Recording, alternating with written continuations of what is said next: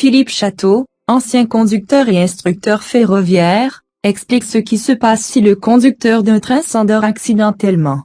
Mais avant de découvrir son explication, prenez quelques secondes pour vous abonner à notre chaîne et n'oubliez surtout pas d'activer la cloche de notification. Merci. Que se passe-t-il si le conducteur d'un train s'endort accidentellement? Y a-t-il des systèmes de sécurité pour éviter les accidents?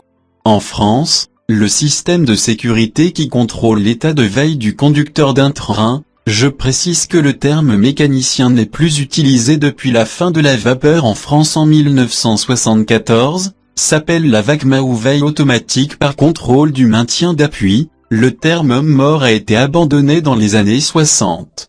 Dans une cabine de conduite de train, locomotive ou automotrice, il y a plusieurs points d'appui et le conducteur doit prendre un de ces points, pédale ou bouton, dès que la vitesse détectée est supérieure à 3 km/h. Voici une cabine de TGV Sud-Est. Sur les engins plus récents la disposition est différente, mais le principe reste le même. Cette photo permet une bonne compréhension.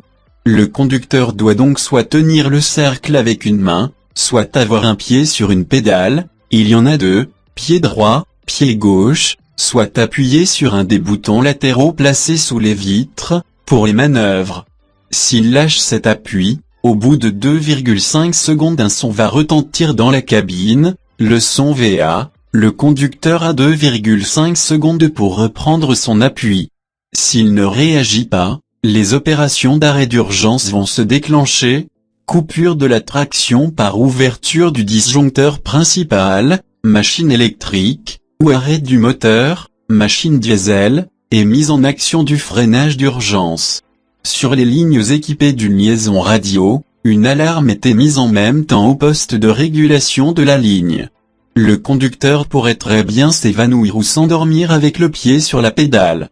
Il faut donc l'obliger à donner un signe de veille régulier.